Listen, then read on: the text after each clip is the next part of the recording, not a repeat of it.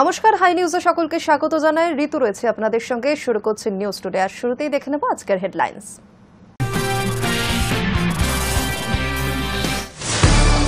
টানা বৃষ্টিতে খাস কলকাতায় ভাঙল দুটি বাড়ি, একটি গিরিশ পার্ক, অন্যটি বউবাজার এলাকায়। ঘটনায় হতাহতের কোনো খবর নেই।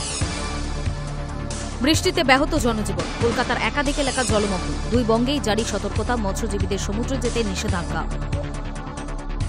স্কুল চলাকালীন আচমকাই ভেঙে পড়ল ছাদ, মৃতের সংখ্যা বেড়ে কমপক্ষে 7, আহত বহু। রাজস্থানে ঝালওয়াড়ের এই ঘটনায় ধ্বংসস্তূপের নিচে আটকে প্রায় 60 জন। মুক্ত বাণিজ্য চুক্তি স্বাক্ষরিত হল ভারত ব্রিটেনের মধ্যে। চুক্তি স্বাক্ষরিত হওয়ার পর দুই দেশের মধ্যে বছরে $34 বিলিয়ন বাণিজ্য বৃদ্ধির সম্ভাবনা। মালদ্বীপ সফরের প্রধানমন্ত্রী মোদীর সফরকে দুই দেশের সম্পর্কে এক গুরুত্বপূর্ণ পুনর্নির্মাণের ইঙ্গিত হিসেবেই দেখছে কূটনৈতিক মহল।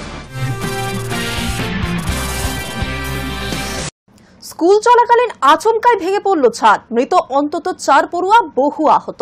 রাজস্থানের ঝালওয়াড়ের ঘটনা, ধ্বংসস্তূপের নিচে চাপা পড়ার আশঙ্কা প্রায় 40 জনের। স্কুল চলাকালীন আচমকাই স্কুল ভবনের ছাদ ভেঙে পড়ল হুড়মুড়িয়ে। সংবাদ মাধ্যম সূত্রের খবর, ধ্বংসস্তূপের নিচে আটকে পড়েছে অনেক পড়ুয়া। কয়েকজনকে মৃত অবস্থাতে উদ্ধার করা হয়েছে। রাজস্থানের ঝালওয়াড়ের ঘটনা। সংবাদ মাধ্যম সূত্রের খবর, শুক্রবার সকাল 8:30 নাগাদ ঝালওয়াড়ের মনোহর থানা এলাকার টিপলোরি গভর্নমেন্ট স্কুল ভবনের ছাদ ধসে পড়ে। ঘটনা নজরে আসতেই প্রথমে স্থানীয়রা ছুটে আসেন উদ্ধার কাজে। খবর দেওয়া হয় পুলিশ ও প্রশাসনকে। ঘটনাস্থলে আসে দমকল এবং উদ্ধারকারী দল। প্রশাসনিক কর্তাদের মতে, যখন দুর্ঘটনাটি ঘটে তখন শিক্ষা প্রাঙ্গণে অন্তত 40 জন শিশু ছিল। এছাড়াও কয়েকজন শিক্ষক উপস্থিত ছিলেন সেখানে। আচমকায় স্কুল ভবনের একতলা ধসে যায়, আর তার নিচেই আটকা পড়েন পড়ুয়া এবং শিক্ষকেরা। সূত্রের খবর, ওই স্কুলটির অনেকদিন ধরেই ভগ্নদশায় ছিল। এই নিয়ে প্রশাসনের কাছে অভিযোগও জানানো হয়েছিল একাধিকবার, কিন্তু টনক নড়েনি। স্থানীয় পুলিশ সূত্রে জানা গিয়েছে, একতলা স্কুল বাড়িটি ভেঙে পড়ায় 4 জন শিশুর মৃত্যু হয়েছে, আহত কমপক্ষে 17 জন। 10 জনকে বড় হাসপাতালে স্থানান্তর করা হয়েছে। এর মধ্যে 3 থেকে 4 জনের অবস্থা আশঙ্কাজনক।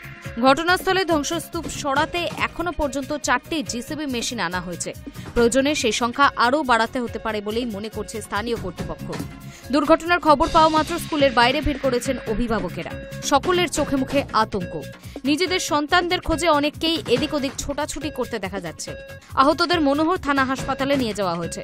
তবে গুরুতর আহতদের ঝালওয়াড়ের অন্য হাসপাতালে স্থানান্তর করেছেন জেলা আধিকারিকেরা। High news network. শুক্রবার নরেন্দ্র মোদীর জন্য এক গুরুত্বপূর্ণ দিন। কেন?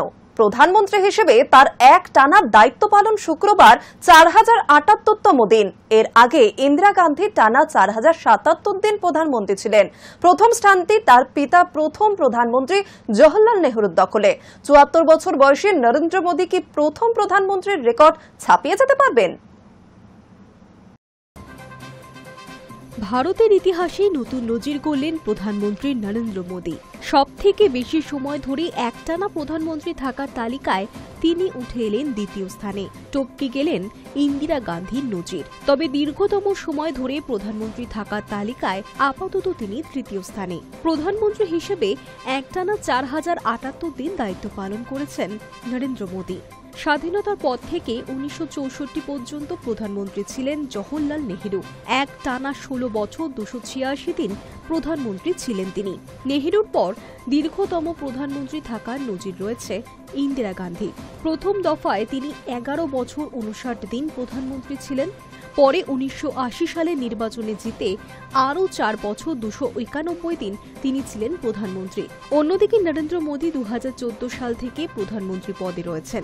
11 বছর 60 দিন ধরে তিনি প্রধানমন্ত্রিত্ব সামলাচ্ছেন। প্রধানমন্ত্রী হিসেবে ইতিমধ্যেই একাধিক নজির গড়েছেন নরেন্দ্র মোদী। প্রথম অকংগ্রেসি প্রধানমন্ত্রী হিসেবে সবথেকে বেশি সময় ধরে কুর্সিতে থাকার নজিরও রয়েছে। এছাড়াও অহিন্দিভাষী রাজ্য থেকে আসা নেতা হিসেবেও দীর্ঘতম সময় প্রধানমন্ত্রী থাকার নজির গড়েছেন তিনি। একমাত্র অকংগ্রেসি নেতা হিসেবে টানা 2 দফা প্রধানমন্ত্রিত্ব পূর্ণ করেছেন। লোকসভায় একক সংখ্যাগরিষ্ঠতা পাওয়া একমাত্র অকংগ্রেসি হিসেবেও নজির গড়েছেন মোদী। তবে নজির করার দিনে দেশে নেই তিনি। বৃহস্পতিবার ইংল্যান্ডের সঙ্গে ভারতের মুক্ত বাণিজ্য চুক্তি স্বাক্ষরিত হয়েছে। সেই উপলক্ষেই ব্রিটেনে গিয়েছেন প্রধানমন্ত্রী। সেখান থেকেই তিনি যাবেন মালদ্বীপ সফরে। High news network.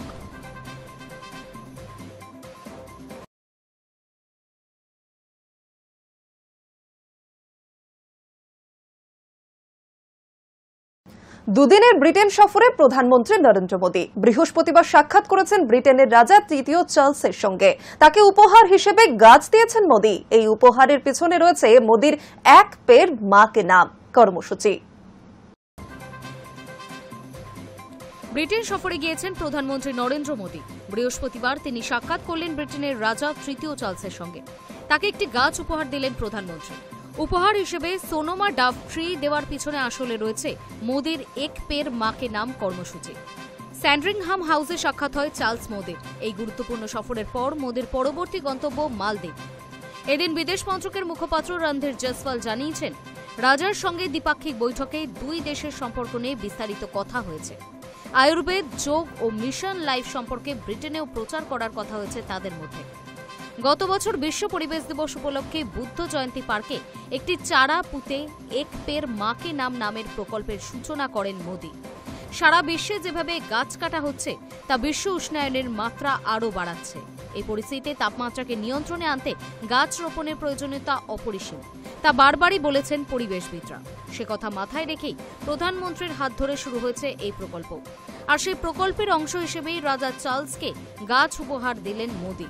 গাছটিতে সুদৃশ্য সাদা ফুল হয়। এদিকে এদিনই মুক্ত বাণিজ্য চুক্তি স্বাক্ষরিত হয়েছে দুই দেশের মধ্যে। বহু বছর ধরে মূলত তিনটি বিষয় নিয়ে দুই দেশের মধ্যে দর কষাকষি চলছিল। অবশেষে এদিন ব্রিটিশ প্রধানমন্ত্রী কিয়ের স্টারমারের সঙ্গে সাক্ষাতের পর দুই রাষ্ট্রনায়ক স্বাক্ষর করলেন বহু প্রতীক্ষিত এই চুক্তি। ভারতের সঙ্গে দ্বিপাক্ষিক সম্পর্ক মজবুত করার ক্ষেত্রে স্টারমারের বিদেশ নীতির প্রধান বিষয় ছিল মুক্ত বাণিজ্য চুক্তি। Hi news network.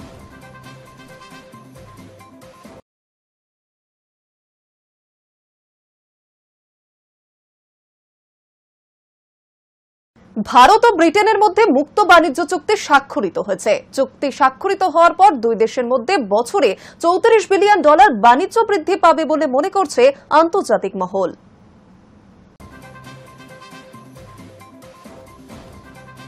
ভারত ও ব্রিটেনের মধ্যে বৃহস্পতিবার বহু প্রতীক্ষিত মুক্ত বাণিজ্য চুক্তি স্বাক্ষরিত হয়েছে। এদিন ব্রিটিশ প্রধানমন্ত্রী কিয়ের স্টারমার ও ভারতের প্রধানমন্ত্রী নরেন্দ্র মোদী এই চুক্তিতে স্বাক্ষর করেন। চুক্তি স্বাক্ষরিত হওয়ার পর দুই দেশের মধ্যে বছরে $34 বিলিয়ন বাণিজ্য বৃদ্ধি পাবে বলেই মনে করছে আন্তর্জাতিক মহল। এদিন বহু প্রতীক্ষিত এই চুক্তি স্বাক্ষরিত হওয়ার পর প্রধানমন্ত্রী নরেন্দ্র মোদী জানান, মুক্ত বাণিজ্য চুক্তি স্বাক্ষরিত হওয়ার ফলে দুই দেশের মধ্যে বাণিজ্যের নয়া পথ খুলবে। ভারত ও ব্রিটেন দুই দেশই এর উপকার পাবে। কিন্তু এই বাণিজ্য চুক্তির ফলে ঠিক কি লাভ হবে ভারতের? মনে করা হচ্ছে এই চুক্তির ফলে ক্ষুদ্র ও মাঝারি শিল্পের সঙ্গে যুক্ত ব্যবসায়ীরা বিশেষ সুবিধা পাবেন। কৃষক, মৎস্যজীবীরা উপকার পাবেন। ভারত থেকে ব্রিটেনে রপ্তানি করা সামুদ্রিক খাবার, টেক্সটাইল, রত্ন, গয়না, চামড়াজাত পণ্য, বিভিন্ন যন্ত্রাংশ শুল্ক ফ্রি হয়ে যাবে। এর উপকার পাবেন ক্ষুদ্র ও মাঝারি ব্যবসায়ীরা। উল্টোদিকে ব্রিটেন থেকে ভারতে আমদানি করা চিকিৎসাজাত দ্রব্য, মহাকাশ গবেষণা যন্ত্রাংশ, গাড়ি, হুইস্কি, চকলেট সহ বিভিন্ন পণ্যগুলি বিনা শুল্কে ভারতীয় বাজারে প্রবেশ করবে। ফলে গড়ের শুল্কের পরিমাণ 15% থেকে 3% নেমে আসবে বলেই মনে করা হচ্ছে। বহু বছর ধরেই মূলত তিনটি বিষয় নিয়ে দুই দেশের মধ্যে দর কষাকষি চলছিল। অ্যালকোহল এবং মোটর গাড়ির উপর ভারতের আরোপিত আমদানি শুল্ক হ্রাস করা এবং কাজের উদ্দেশ্যে ভারত থেকে ব্রিটেন অভিমুখী কর্মপ্রার্থীদের উপর নিয়ন্ত্রণ আরোপ। অ্যালকোহল ও মোটর গাড়ির উপর আমদানি শুল্ক হ্রাসে নরম মনোভাব দেখালেও অভিবাসন ইস্যুতে ভারতের কঠোর হওয়ার সম্ভাবনা প্রথম থেকেই বেশি ছিল। 2021 সালে বরিস জনসনের আমলে নতুন করে দুই দেশের মধ্যে এই চুক্তি আলোচনা শুরু হয়। তারপর লিজ ট্রাসের জামানাতেও জট খোলার কোনো সম্ভাবনা দেখা যায়নি। তার মন্ত্রিসভার স্বরাষ্ট্রমন্ত্রী সুয়েলা ব্রাভারম্যান মন্তব্য করেছিলেন যে মুক্ত বাণিজ্য চুক্তি স্বাক্ষর হলে ব্রিটেনে ভারতীয় অভিবাসনের সংখ্যা বেড়ে যাবে। তাতে নয়াদিল্লি তো বটেই, ব্রিটেনে ভারতীয়দের মধ্যে তীব্র প্রতিক্রিয়া দেখা দিয়েছিল, যার জেরে ব্রাভারম্যান পদত্যাগ করেন। তারপর দেশের সামগ্রিক পরিস্থিতি সামাল না দিতে পারার ব্যর্থতার দায় মাথায় নিয়ে লিজ ট্রাসকেও সরে যেতে হয়। এরপর 2022 সালে ব্রিটেনের ক্ষমতায় আসেন ভারতীয় বংশোদ্ভূত ঋষি সুনাক। ফের নতুন করে ওই ঐতিহাসিক চুক্তি স্বাক্ষর হওয়ার সম্ভাবনা তৈরি হয়। 2023 সালে দিল্লি অনুষ্ঠিত G20 সম্মেলনে যোগ দিয়ে এ নিয়ে তিনি মোদির সঙ্গে বৈঠকও করেন, যা ফলপ্রসূ হয়েছিল। তারপর এই চুক্তি নিয়ে আলোচনা চলছিল দুই দেশে। কিন্তু এর মাঝে ব্রিটেনে ক্ষমতায় আসে স্টারমারের লেবার পার্টি। ভারতের সঙ্গে দ্বিপাক্ষিক সম্পর্ক মজবুত করার ক্ষেত্রে স্টারমারের বিদেশ নীতির প্রধান বিষয় ছিল মুক্ত বাণিজ্য চুক্তি, যার পথ প্রশস্ত করার পাশাপাশি শিক্ষা, প্রযুক্তি, নিরাপত্তা সহ নানা ক্ষেত্রে দিল্লির সঙ্গে একযোগে কাজ করার ইচ্ছা প্রকাশ করেছিলেন তিনি। এবার স্টারমারের জামানাতেই জট কাটল বহু প্রতীক্ষিত এই চুক্তির। High news network.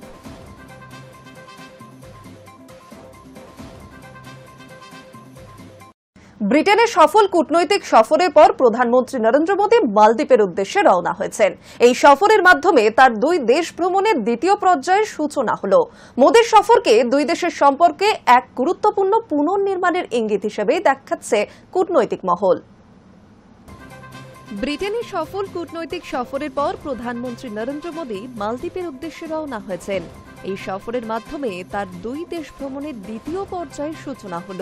মোদীর সফরকে দুই দেশের সম্পর্কে এক গুরুত্বপূর্ণ পুনর্নির্মাণের ইঙ্গিত হিসেবেই দেখা হচ্ছে। রাষ্ট্রপতি মোহাম্মদ মুইজ্জুর আমন্ত্রণে প্রধানমন্ত্রী মোদী 25 থেকে 26 জুলাই মালদ্বীপ সফরে রয়েছেন।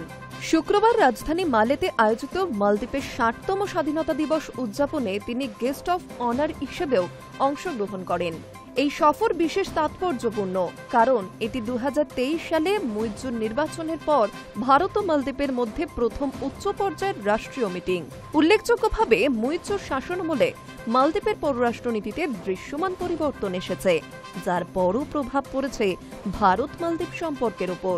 প্রধানমন্ত্রী মোদী ও রাষ্ট্রপতি মুইজ্জুর মধ্যে এই সফরে দ্বিপাক্ষিক আলোচনা হতে চলেছে, যার মূল বিষয়বস্তু থাকবে কৌশলগত সহযোগিতা, অর্থনৈতিক অংশীদারিত্ব ও সামুদ্রিক নিরাপত্তা। ভারতের বিদেশ মন্ত্রকের তরফে জানানো হয়েছে, মোদীর এই সফরে তিনি রাষ্ট্রপতি মুইজ্জুর সঙ্গে বিস্তারিত আলোচনা করবেন এবং মালদ্বীপে ভারতের সহায়তায় তৈরি একাধিক উন্নয়ন প্রকল্পের উদ্বোধন করবেন। ভারতের পররাষ্ট্র সচিব বিক্রম মিশ্রি জানিয়েছেন, রাষ্ট্রপতি মুইজ্জুর শাসনামলে এই প্রথমবার কোনো সরকার প্রধান মালদ্বীপে রাষ্ট্রীয় সফরে গেলেন। মালদ্বীপে নিযুক্ত ভারতের হাই কমিশনার জি বালাসুব্রমণ্যম জানিয়েছেন, এই সফরে ভারত ও মালদ্বীপের মধ্যে একাধিক সমঝোতা স্মারক বা মৌ স্বাক্ষরিত হবে। তিনি বলেন, প্রধানমন্ত্রী ও রাষ্ট্রপতির মধ্যে প্রেসিডেন্সিতে একাধিক বৈঠক হবে। এরপর ভারতের অর্থনৈতিক সহায়তায় নির্মিত বহু প্রকল্প, তা সে লাইন অফ ক্রেডিট হোক বা গ্রান্ট হোক, উদ্বোধন বা হস্তান্তর করা হবে। সফরের তৃতীয় দিনে আরও কিছু বৈঠক হওয়ার সম্ভাবনা রয়েছে। সন্ধ্যায় স্বাধীনতা দিবস উদযাপন হবে, যেখানে আমাদের প্রধানমন্ত্রী গেস্ট অফ অনার হিসেবে উপস্থিত থাকবেন। এরপরেই সফর শেষ হবে। তাহলে কি এটাই ভারত মালদ্বীপ সম্পর্কে নতুন অধ্যায়ের সূচনা? কূটনৈতিক বিশেষজ্ঞদের মতে, রাষ্ট্রপতি মুইজ্জুকে সাধারণত চীন ঘেঁষা নেতৃত্ব হিসেবেই দেখা হয়ে থাকে।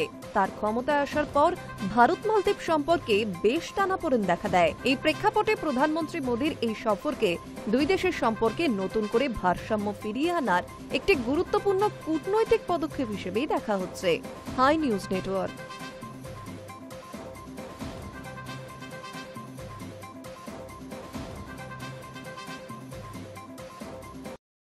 এখন সময় একটা ছোট বিরতির।